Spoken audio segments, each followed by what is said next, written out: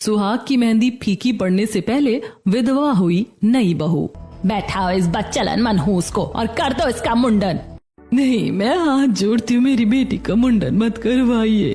अगर आप लोग नहीं चाहते थे कि आपकी बेटी के साथ ऐसा हो तो अपनी बेटी को संस्कार क्यों नहीं दिए?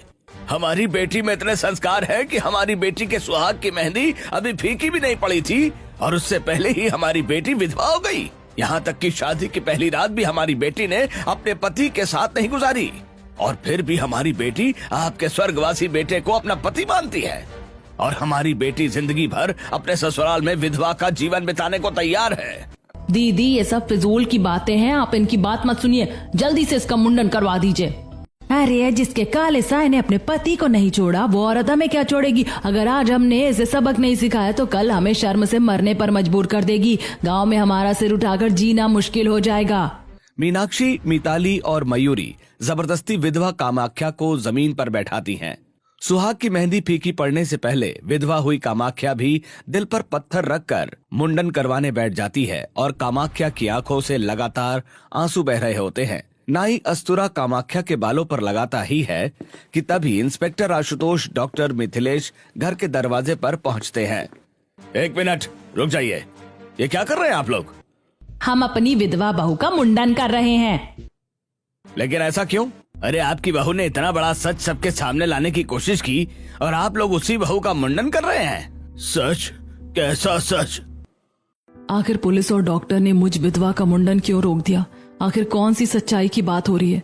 मैंने ऐसा कौन सा सच सबके सामने लाया है और उसके बावजूद मेरे ससुराल वाले मेरा मुंडन करने पर क्यों अड़े हुए हैं? आखिर सुहाग की मेहंदी फीकी पड़ने से पहले नई बहू विधवा कैसे बनी? आइए देखते हैं इस कहानी के पीछे छिपी पूरी सच्चाई। कामाख्या अपने कमरे का दरवाजा बंद कर मोबाइल पर धीमी आवाज में अपने कमरे में टहल रहे मुकुल से बात कर रही होती है। मैंने तुम्हें YouTube से ढेर सारी मेहंदी की डिजाइन भेजी है, फटाफट देखकर बताओ शादी में कौन सी मेहंदी लगाऊं? अरे बाबा, पहले शादी तो फिक्स हो जाने दो। अभी तो मम्मी पापा से बात भी नहीं हुई है और तुम्हें मेहंदी की पड़ी है। शादी का क्या है? तुम मुझसे प्यार करते हो, मैं तुमसे प्यार करती हूँ, हमने साथ जीने मरने की कस्में खाई हैं। शादी तो हमारी होकर ही रहेगी, इसीलिए पहले मेहंदी तय कर लेते हैं। अरे बाबा, पहले मम्मी पापा को मना लेने दो। मेहंदी क्या, मैं तो अपने बच्चों के नाम की भी सोच लूंगा। और वैसे भी तुम्हारे हाथ पहले ही बहुत सुंदर हैं। तुम जो भी मेहंदी डिजाइन लगाओगी वो तुम्हारे हाथ पर अच्छा लगेगा। ऐसे ही बातें करते हुए रातें बिताते हैं और एक दिन दोनों गांव के बगीचे में मिलते हैं। मुकुल, मुझे लगता है अब हमें अपने घर वालों को अपने बारे में बता देना चाहिए। अगर किसी और से उन्हें पता चला तो बहुत बड़ा बवाल हो जाएगा। मैं भी यही सोच रहा था, बिना किसी ड्रामे के हम खुद ही सब बता देते हैं। उसके बाद जो फैसला होगा हमारे परिवार वालों का होगा और हमारा प्यार सबको हमारी शादी के लिए मजबूर कर देगा। मुकुल और कामाख्या एक दूसरे को गले लगाते हैं। वही मयूरी और मिताली दूर खड़ी होकर दोनों को साथ देख लेती हैं। दोनों तुरंत गुस्से में मुकुल के घर पहुंच जाती हैं। भाभी, तुम्हारे बेटे का किसी लड़की के साथ चक्कर चल रहा है। दोनों छिप छिप कर सुनसान बगीचे में मिलते हैं, अभी अपनी आंखों से देख कर आ रहे हैं क्या? नहीं नहीं, ऐसा कुछ नहीं हो सकता। हाँ मिताली, मैं भी नहीं मान सकता कि मुकुल बेटा हमारे खानदान को शर्मसार कर रहा है। भैया, अगर यकीन नहीं है तो मुकुल आता ही होगा, उसी से पूछ लो। अभी मुकुल घर के अंदर आता है। मम्मी, मुझे आपसे कुछ कहना है। चुप, पहले तो ये बता, क्या तेरा किसी लड़की के साथ चक्कर चल रहा है? झूठ बोलने की कोशिश भी मत करना, क्योंकि हमें सब पता चल गया है। तेरी बुआ और चाची हमें सब बता चुकी हैं। रुक, अभी तेरे पापा को भेजती हूँ उसके घर। उसके माँ बाप को भी पता चलना चाहिए कि उनकी बेटी क्या गुल खिला रही है। नहीं मम्मी, ऐसा मत कीजिए। वो कोई गलत लड़की नहीं है, मैं उससे प्यार करता हूँ और मैं आज आप सभी से यही बात करने आया हूँ। क्या मेरा बेटा ऐसा भी कर सकता है क्या? देखा भाभी, हम झूठ नहीं कह रहे थे। मुझे विश्वास नहीं हो रहा, मेरे बेटे ने हमारी इज्जत को सरेआम नीलाम कर दिया है।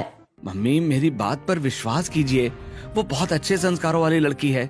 आप एक बार उससे मिलिए, फिर फैसला कीजिए। फैसला तू अभी सुन ले, तेरी शादी उस लड़की से कभी नहीं होगी। अगर मेरी शादी होगी तो कामाख्या से ही होगी, वरना मैं जिंदगी भर कुंवारा रहूंगा। तेरा दिमाग खराब हो गया है क्या? घर के बड़ों का फैसला ठुकरा रहा है। भैया, अगर आप ऐसा करेंगे तो मैं आपसे क्या सीखूंगा? बड़े छोटे भाई बहन होने के नाते तुम्हें मेरा साथ देना चाहिए ना कि इस तरह से घर के बड़ों को भड़काना चाहिए। ये कोर्ट नहीं है जहाँ तू दलीलें या गवाह ढूंढ रहा है। हमारा फैसला साफ है, हम तेरी शादी उस बच्चलन से नहीं करवाएंगे। तो मेरा भी फैसला है, मैं कामाख्या के अलावा किसी और से शादी नहीं करूंगा। इतना कहकर मुकुल अपने कमरे में चला जाता है और मयूरी और महेश मिताली का परिवार मनीष मीनाक्षी को भड़काने लगता है। वहीं दूसरी तरफ कामाख्या अपने घर पहुंचकर अपने माता पिता को मुकुल और अपने रिश्ते की पूरी सच्चाई बता देती है। बेटा, अगर लड़का सच में अच्छा है तो हमें कोई आपत्ति नहीं है, लेकिन पहले उसके परिवार की राय जानना जरूरी है। बेटी तू चिंता मत कर, अगर तुम्हारा प्यार सच्चा है तो मुकुल अपने परिवार को शादी के लिए जरूर मना लेगा। कामाख्या और मुकुल की बात धीरे धीरे पूरे गांव में फैल जाती है। वहीं मिताली का बेटा हीरा बंद कमरे में अकेले अपने परिवार से बातें कर रहा होता है। मम्मी, वो मुकुल जिस लड़की को पसंद करता है, मैंने उसके बारे में पता किया। वो अपने माँ बाप की इकलौती बेटी है और उसके बाप की अच्छी खासी प्रॉपर्टी है। अगर मेरी शादी उससे हो गई तो आगे चलकर उसकी सारी जायदाद मेरी हो जाएगी। फिर तो तेरी शादी उसी लड़की से करवाते हैं और शादी के बाद उसके साथ भी वही करेंगे जो तेरी बड़ी भाभी के साथ किया था। मिताली और उसके परिवार की खतरनाक साजिश शुरू हो जाती है और अगले ही दिन महेश, मिताली, सतपाल हीरा का रिश्ता लेकर कृष्णलाल और रुक्मणी के बड़े से घर पर पहुंचते हैं। जी, आप लोग कौन? कृष्णलाल जी, हम आपकी बेटी कामाख्या के लिए रिश्ता लेकर आए हैं। शायद ये वही लड़का है जिसे मेरी बेटी पसंद करती है। रिश्ता? जी आइए, अंदर बैठिए। कृष्णलाल महेश मिताली के परिवार को सम्मान से घर के अंदर लाता है और सोफे पर बैठाता है और अपने परिवार को भी बाहर आने के लिए आवाज दे देता है। जी, हमें आपकी बेटी बहुत पसंद है। अपने छोटे बेटे की शादी तो हम आपकी बेटी से ही करवाएंगे। तभी रुक्मणी और कामाख्या हॉल में आती हैं। जी, ये लोग कौन है? रुक्मणी, ये लोग हमारी बेटी के लिए रिश्ता लेकर आए हैं। बेटी, ये वही लड़का है ना जिसे तुम पसंद करती हो? नहीं पापा, ये वो लड़का नहीं है। अरे, तुम चाहे किसी भी लड़के को पसंद करती हो, लेकिन हमारा हीरा सच में हीरा है। इससे एक बात करके तो देखो, यकीन मानो एक पल में तुम्हें इससे प्यार हो जाएगा। किसी की बातों में आकर मेरा प्यार बदल जाए, इतना कच्चा प्यार नहीं है मेरा। वैसे आप लोग हैं कौन और आप लोगों ने मुझे कब देखा, कहाँ देखा? हम लोग बगल के गांव के रहने वाले हैं। हमारे पापा बहुत बड़े जमींदार हैं। हमारी सारी जमीनों की देखरेख, खेत खलिहान, फल सब्जी और अनाज की खरीद बिक्री की पूरी जिम्मेदारी हीरा ही संभालता है। हीरा? ये नाम तो शायद मुकुल के चचेरे भाई का है और मुकुल वकील है, पर उसका परिवार भी तो बहुत बड़ा जमींदार है। कहीं ये मुकुल का ही चचेरा भाई तो नहीं? मुझे इससे बात करनी पड़ेगी। पापा, मैं इनसे 2 मिनट अकेले में बात करना चाहती हूँ। हाँ हाँ, क्यों नहीं, चलिए। कामाख्या हीरा को लेकर बालकनी में चली आती है। तुम मुकुल के चचेरे भाई हो ना? हाँ, पर मैं तुम्हें मुकुल से ज्यादा प्यार करता हूँ। तुम बस हाँ कर दो, मुकुल को पता तक नहीं चलने दूंगा कि तुमने मुझसे शादी की है और हम शहर चले जाएंगे एक अच्छी सी जिंदगी जीने। ऐसा कभी नहीं होगा, मेरी बात समझने की कोशिश करो। मैं मुकुल से प्यार करती हूँ। मैं मुकुल के अलावा किसी और को अपना पति नहीं मान सकती। मुझ में क्या कमी है? मेरे पास उससे ज्यादा जमीन है, खेत है, खलिहान है। मैं उससे हर बात में अच्छा हूँ। वो तो एक मामूली सा वकील है। चुप रहो, तुम पागल हो गए हो क्या? प्यार जमीन जायदाद देखकर नहीं होता। कामाख्या वापस सभी के पास आती है। मम्मी, ये लोग मुकुल के ही परिवार से हैं। ये उनके चाचा चाची और ये चचेरे भाई हैं। किसी भी हालत में मैं इनसे शादी नहीं करूंगी। आप लोगों को अच्छे से पता होगा कि मुकुल और मेरी बेटी एक दूसरे से प्यार करते हैं और शादी करना चाहते हैं। उसके बावजूद आप अपने बेटे का रिश्ता लेकर हमारे घर आ गए। कैसी सोच है आप लोगों की? चले जाइए यहाँ से। आप लोगों के बेटे से मेरी बेटी की शादी हरगिज नहीं होगी। महेश, मिताली, सतपाल और हीरा कृष्णलाल के घर से निकल जाते हैं और अपनी गाड़ी में बैठकर अपने घर की तरफ निकल पड़ते हैं। इससे शादी के लिए राजी करके शहर ले जाता। वही शादी कर कुछ दिनों में इसका खेल खत्म करके इसके माँ बाप की लावारिस जायदाद अपने नाम कर लेता। लेकिन इस लड़की ने तो उस मुकुल के नाम की ऐसी मेहंदी अपने दिल पर रचा रखी है कि किसी और को अपना पति मानने के लिए तैयार ही नहीं है। ऊपर से मुकुल वकील होने के नाते गांव के उन 3 लड़कों के पीछे भी लग गया है। वो लड़की मुकुल को हमारे आने की खबर जरूर देगी। अगर कोई पूछे तो बोलना हम तो अनजाने में चले गए थे। ऐसे ही 3 दिन बीत जाते हैं। मुकुल अपने फैसले पर अड़ा रहता है। मीनाक्षी रोज नए नए रिश्तों की तस्वीरें मुकुल के सामने रखती है, लेकिन मुकुल बिना देखे ही तस्वीर फाड़ देता है। मुकुल ठीक से खाना भी नहीं खाता और चुपचाप अपने कमरे में बैठा रहता है। देखिए जी, अगर यही हाल रहा तो हमारा बेटा खुद को बीमार कर लेगा। मैं भी यही सोच रहा हूँ। पहली बार मुकुल किसी बात पर इतनी जिद कर रहा है। आखिर कब तक इसे ऐसे तड़पते देखते रहेंगे? ना जाने उस डायन ने हमारे बेटे पर कैसा जादू कर दिया है। मनीष और मीनाक्षी को मुकुल और कामाख्या के प्यार के आगे झुकना ही पड़ता है और कुछ ही दिनों में दोनों परिवार आपसी सहमति से शादी की तैयारियों में जुट जाते हैं। आज मेहंदी की रस्म शुरू होती है। पूरे घर में ढोलक की आवाज गूंज रही होती है। कामाख्या हाथों में मेहंदी लगवा रही होती है। दुल्हन जी, दूल्हे का नाम भी लिखना है क्या? हाँ, मुकुल नाम हथेली के बीच में छिपाकर लिख दीजिए। मेहंदी लगाने वाली बहुत सुंदर बेल बूटों के बीच मुकुल का नाम छिपाकर लिख देती है। जिस मेहंदी में आज मुकुल का नाम लिखा है, यही मेहंदी मेरे जीवन की सबसे बड़ी खुशी बनने वाली है। ऐसी ही रात बीतती है और अगले दिन शुभ मुहूर्त में मुकुल और कामाख्या 7 फेरे लेते हैं। दोनों की शादी संपन्न होती है। शादी के बाद कामाख्या का गृह प्रवेश होता है। कामाख्या मुकुल के साथ अपने कमरे में पहुंचती है। दोनों बेड पर बैठते हैं और मुकुल कामाख्या की मेहंदी लगी हथेलियों को देखने लगता है। वाह, तुम्हारी मेहंदी तो बहुत ही खूबसूरत लगी है और इसका रंग भी कितना गहरा चढ़ा है। इसका मतलब तुम मुझसे बहुत ज्यादा प्यार करती हो। अपनी जान से भी ज्यादा प्यार करती हूँ तुम्हें। अच्छा, मैंने अपनी मेहंदी में तुम्हारा नाम छिपाया, उसे ढूंढ कर दिखाइए। मुकुल कामाख्या की हथेलियां अपने हाथों में लेकर अपना नाम ढूंढने लगता है। तभी मुकुल का मोबाइल बज उठता है। हेलो, कौन? सर, आपको एक गुप्त सूचना देनी है।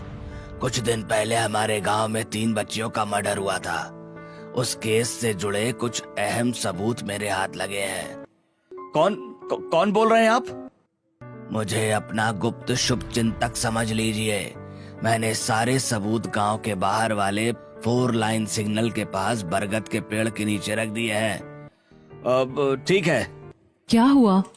देखो, तुम जानती हो कि मैं वकील हूँ। कुछ दिन पहले हमारे गांव में 3 बच्चियों के मर्डर का मामला सामने आया था। किसी ने उस केस से जुड़े अहम सबूत मिलने की खबर दी है। गांव के बाहर वाले 4 लाइन सिग्नल के पास बरगद का पेड़ है। मैं बस आधे घंटे में वहां से सबूत लेकर वापस आ जाऊंगा। लेकिन बाहर बहुत तेज बारिश हो रही है, आंधी तूफान की रात है। तुम अभी मत जाओ, मुझे बहुत डर लग रहा है। कल चले जाना। घबराओ मत, मैं बस यूं गया और यूं आया और फिर तुम्हारी मेहंदी में अपना नाम ढूंढूंगा।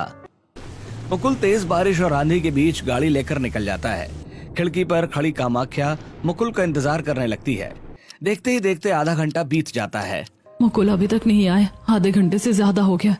मम्मी जी पापा जी को बता दूं क्या? नहीं, फिर वो भी मेरी तरह चिंता करने लगेंगे। मुकुल को फोन करती हूँ। कामाख्या मुकुल को फोन करती है, लेकिन मुकुल फोन नहीं उठाता है। समय बीतता जाता है। मुकुल का इंतजार करते करते कामाख्या की आंख लग जाती है और अगली सुबह अचानक घर में चीख पुकार और रोने की आवाज सुनकर कामाख्या की आंख खुलती है। ये चीख पुकार कैसी है और ये मुकुल कहाँ है? कामाख्या शादी के जोड़े में ही कमरे से हॉल में आती है।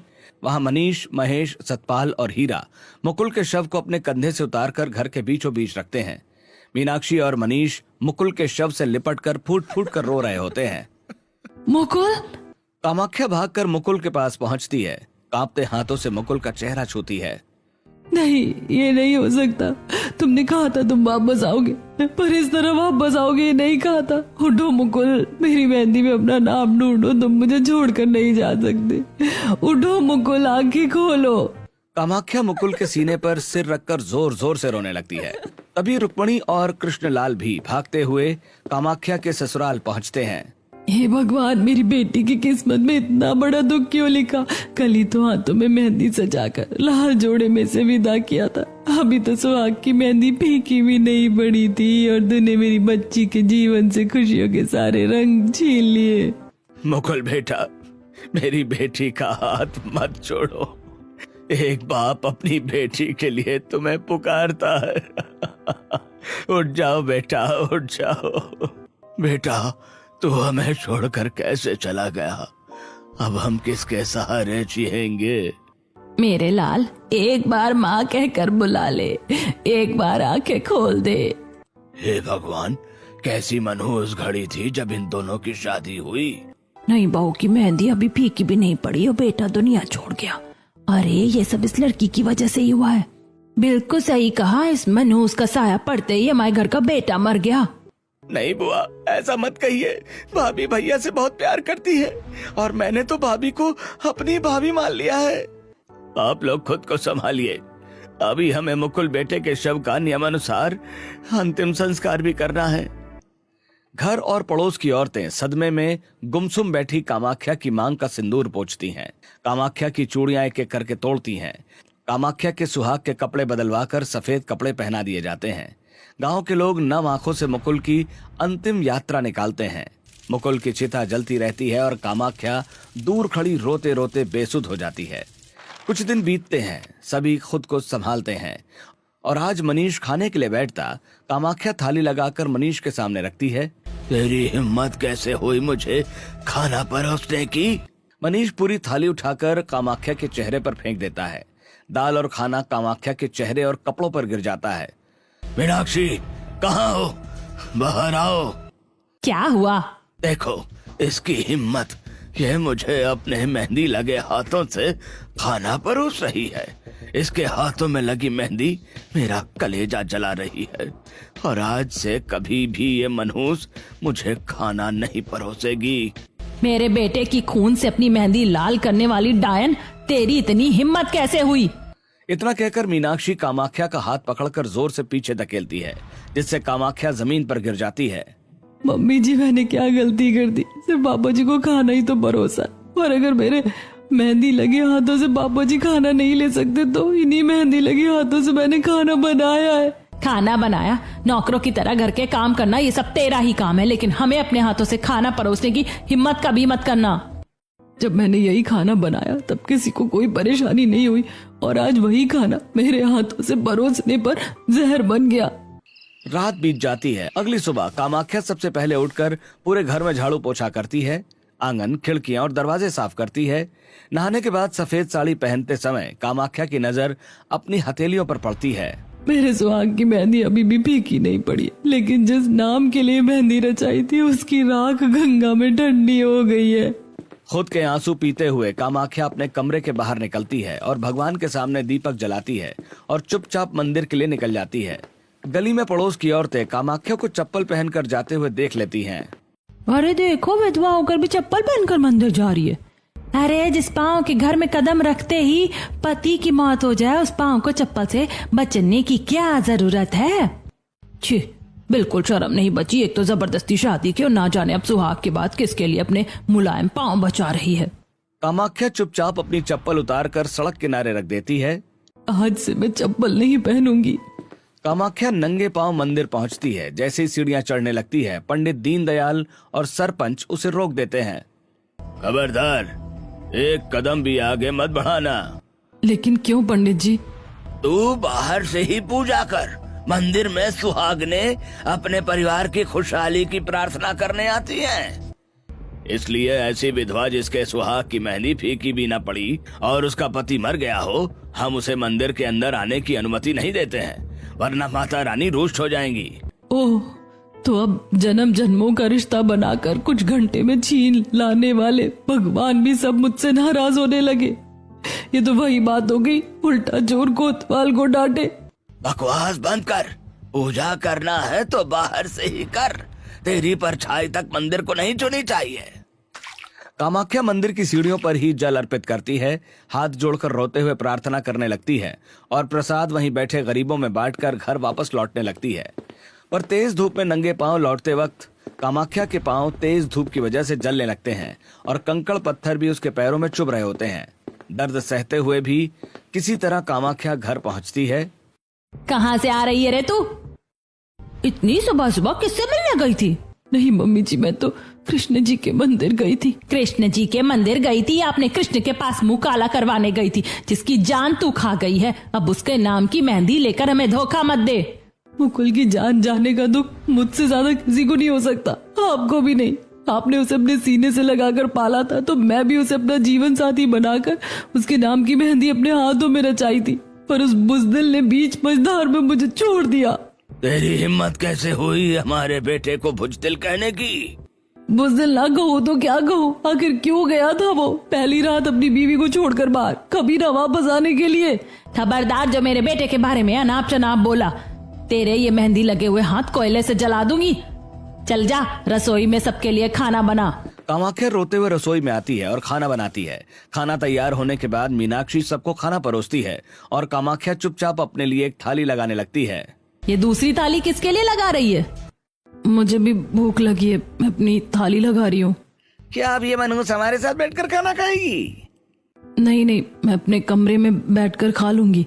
आज से ऊपर वाला कमरा तेरा नहीं है, वो छोटा सा स्टोर रूम ही तेरी जगह है, जहाँ तू टाट की चटाई पर सोएगी और खाना सिर्फ शाम को मिलेगा। मम्मी जी, विधवा होने की कितनी बड़ी सजा, आखिर क्यों? क्या मैं अपनी मर्जी से विधवा हुई हूँ? एक विधवा ऐसी ही जिंदगी जीती है, चल जा यहाँ से।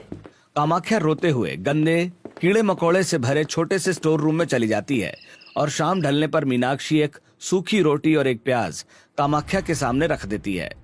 कामाख्या हैरानी से एक सूखी रोटी और प्याज के टुकड़े को देखने लगती है। घूरती क्या है चुड़ैल, हमारे बच्चे को खाकर तेरा पेट नहीं भरा क्या? जो मिलाए चुपचाप खा ले, वरना सूरज ढलने के बाद ये भी नसीब नहीं होगा। कामाख्या चुपचाप सूखी रोटी और प्याज खाने लगती है और कामाख्या के आंसू उसकी थाली में टपकने लगते हैं। ऐसी ही रात होती है और टाट की चटाई पर कामाख्या रोते हुए सो जाती है। अगली सुबह कामाख्या के मंदिर से लौटते ही मनीष और महेश कामाख्या को बुलाते हैं। आज से तुझे खेत भी संभालना होगा, क्योंकि हम तुझे मुफ्त में बैठाकर नहीं खिला सकते हैं। जी। कामाख्या नंगे पांव खेत में आती है और हल कंधे पर रखकर तेज धूप, कीचड़ और पथरीली जमीन के बीच कामाख्या पूरी ताकत से खेत जोतने की कोशिश करने लगती है। कुछ ही देर में कामाख्या की सफेद साड़ी कीचड़ से लथपथ हो जाती है।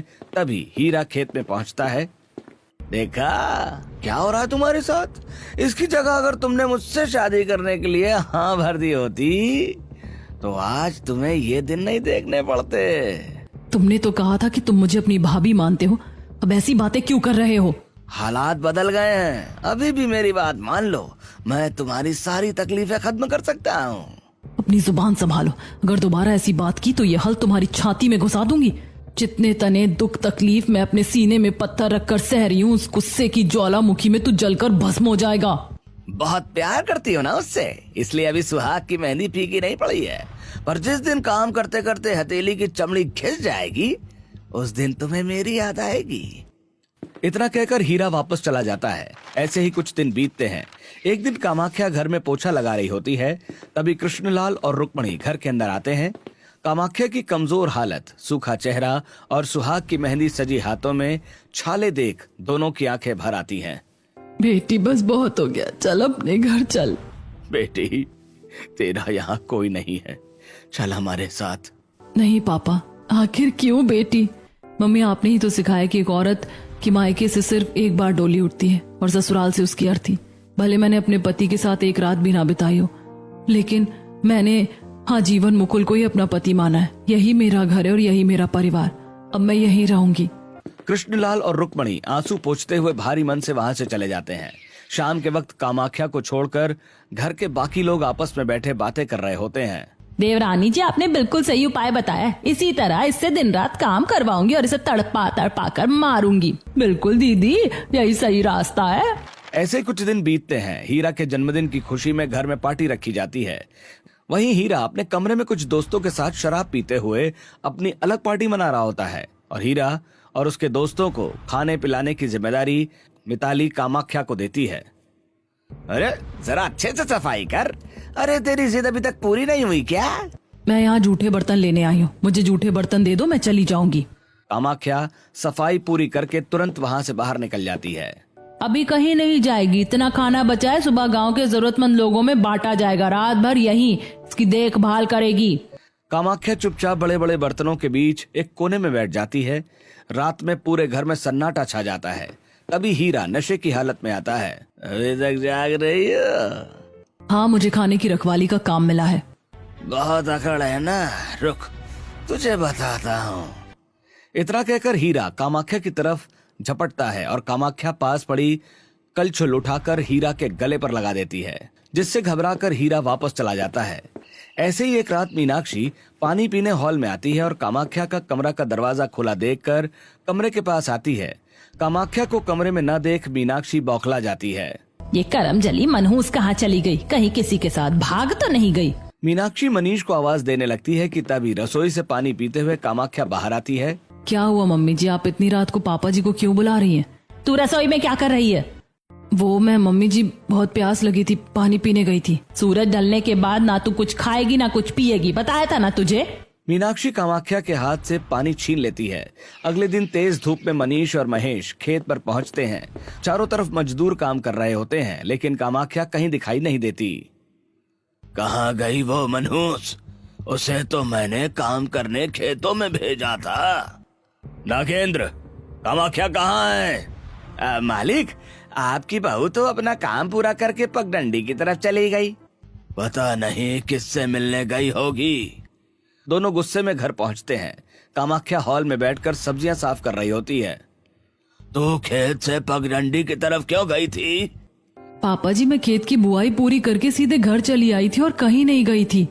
हमने कब कहा था कि काम खत्म होते ही घर चली जाना? उस खेत के बाद दूसरे खेत में भी काम करना था। पापा जी, एक सूखी रोटी और प्याज खाकर सुबह से काम कर रही हूँ।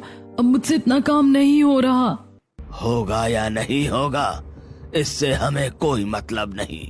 अब तुरंत दूसरे खेत में जा और बाकी काम पूरा कर। ऐसे कुछ दिन और बीतते हैं। एक दोपहर गांव के बाहर जंगल में एक पुराने पेड़ के पास कामाख्या अपने मेहंदी सजे हाथ में एक छोटा सा पैकेट लेकर खड़ी होती है। बस वो आते ही होंगे। ये पैकेट उन्हें मिलते ही कल तक रिपोर्ट आ जाएगी। उसके बाद मुझे उस सच्चाई का पता चल जाएगा जिसका इंतजार मैं इतने दिनों से कर रही हूँ। अब बहुत जल्द एक बहुत बड़ा राज सामने होगा। तभी मुंह पर कपड़ा बांधे एक आदमी वहां आता है। कामाख्या बिना कुछ बोले वो पैकेट उसके हाथ में दे देती है। वो आदमी पैकेट लेकर तुरंत वहां से चला जाता है। कामाख्या भी इधर उधर देखकर चुपचाप अपने घर की तरफ लौट जाती है। ऐसे कुछ दिन बीतते हैं। एक दिन दोपहर में कामाख्या गंदे स्टोर रूम में खड़ी हॉल में लगी घड़ी की तरफ देख रही होती है। 4 बज गए। इसी वक्त उन्होंने मुझे बुलाया था। बहुत जल्द मुझे वो चीज मिल जाएगी जिसके बाद सारी सच्चाई मेरे सामने होगी। इतना कहकर कामाख्या चुपचाप घर से निकल जाती है। कुछ देर बाद कामाख्या गांव के बाहर जंगल में एक पुराने पेड़ के पास पहुंचती है। कामाख्या इधर उधर देखकर किसी का इंतजार कर रही होती है। तभी मुंह पर कपड़ा बांधे 2 आदमी वहां आते हैं। दोनों कामाख्या को एक पैकेट देते हैं और कुछ बातें करने लगते हैं। वहीं थोड़ी दूर झाड़ियों के पीछे छिपी मिताली और मीनाक्षी ये सब देख रही होती हैं। देखा दीदी, मैं कब से कह रही थी किसी पराये मर्द से मिलने आती है और हमें बहाना करती है कि मैं पानी पीने गई थी। मैं यहाँ नहीं गई थी, वहाँ नहीं गई थी। मुझे तो लगता है ये हमारे मुंह पर कालिक पोतकर अपने यार के साथ भागने की तैयारी कर रही है। आज इसकी सारी सच्चाई सबके सामने लाकर रहूंगी। नहीं दीदी, अभी नहीं। अभी जाएंगे तो ये दोनों भाग जाएंगे। मेरे बेटे इन्हें पकड़ लेंगे और इनके मुंह से सब सच भी उगलवा लेंगे। आप घर चलिए, वहीं इसका हिसाब होगा। मिताली मीनाक्षी को समझा बुझाकर घर ले आती है, जहां मिताली और मीनाक्षी पूरे परिवार को सारी सच्चाई बता देती हैं। मैं तो कहूँगी कुछ करने से पहले इसके मायके वालों को भी बुलाइए। उन्हें भी तो पता चले कि कितने संस्कार दिए इन्होंने अपनी बेटी को। अभी बुलाता हूँ, आज सबके सामने फैसला होगा। कुछ ही देर में कृष्णलाल और रुक्मणी भी घबराए हुए कामाख्या के ससुराल पहुंचते हैं और थोड़ी देर में कामाख्या भी घर लौट आती है। मम्मी पापा, आप यहाँ? हमें तेरे सास ससुर ने बुलाया है। कहा है आपकी बेटी के बारे में कुछ बताना है। बताइए, क्या कसूर है मेरी बेटी का? क्यों बुलाया है आप लोगों ने हमें यहाँ? कसूर पूछते हो? तुम्हारी बेटी पराये मर्दों से छिप छिप कर मिलती है। हाँ, मैं पराये मर्दों से मिलती हूँ, पर किसी गलत नियत से नहीं। झूठ, हमने अपनी आंखों से देखा है तुझे। आप लोगों ने जो देखा वो सिर्फ आधी सच्चाई है। आज मैं आप सबको पूरी सच्चाई अब हम बताएंगे। हीरा की आवाज सुनकर सभी लोग दरवाजे की तरफ देखते हैं। हीरा और सतपाल राजू को लेकर आ रहे होते हैं। यही है वो आदमी जिससे ये छिप छिप कर मिलने जाती थी। कामाख्या, हमारे प्यार की सच्चाई तुम्हारे परिवार वालों के सामने आ गई है। अब इन्हें सब सच बता दो। नहीं, मैं इसे नहीं जानती। झूठ बोल रहा है ये। मैं इससे पहले कभी नहीं मिली। देखा दीदी, अभी भी झूठ पर झूठ बोले जा रही है। इसी वजह से हमारे बड़े बुजुर्गों ने विधवाओं के मुंडन का सख्त नियम बनाया था और अब इसका मुंडन भी करवाना पड़ेगा। अपनी पवित्रता पर उठाते सवालों से कामाख्या हिम्मत हारकर घुटने पर गिर पड़ती है। मीनाक्षी और मिताली कामाख्या का हाथ पकड़कर उसे हॉल के बीच बैठाती है। मनीष नाई को बुलाता है। नाई उस तरह कामाख्या के लंबे काले घने बालों पर रखता है। इंस्पेक्टर आशुतोष और डॉक्टर मिथिलेश अचानक आकर नाई का हाथ पकड़ लेते हैं। खबरदार, कोई भी इनका मुंडन नहीं करेगा। सभी लोग चौंक कर डॉक्टर मिथिलेश के हाथ से खून से सना मुकुल का लॉकेट और आशुतोष के हाथों में एक पेन ड्राइव को देखने लगते हैं। इंस्पेक्टर साहब, आप हमारे घर के मामले में दखल क्यों दे रहे हैं? क्योंकि अब ये सिर्फ आपके घर का मामला नहीं रहा, अब ये कानून का मामला है। मेरे हाथ में खून लगा ये जो लॉकेट है ये मुकुल जी का है, जो कामाख्या जी और उनके चचेरे भाइयों के कमरे से मिला था। इस पर लगा हुआ खून मुकुल जी का है और इस पर मिले उंगलियों के निशान उनके चचेरे भाइयों के हैं।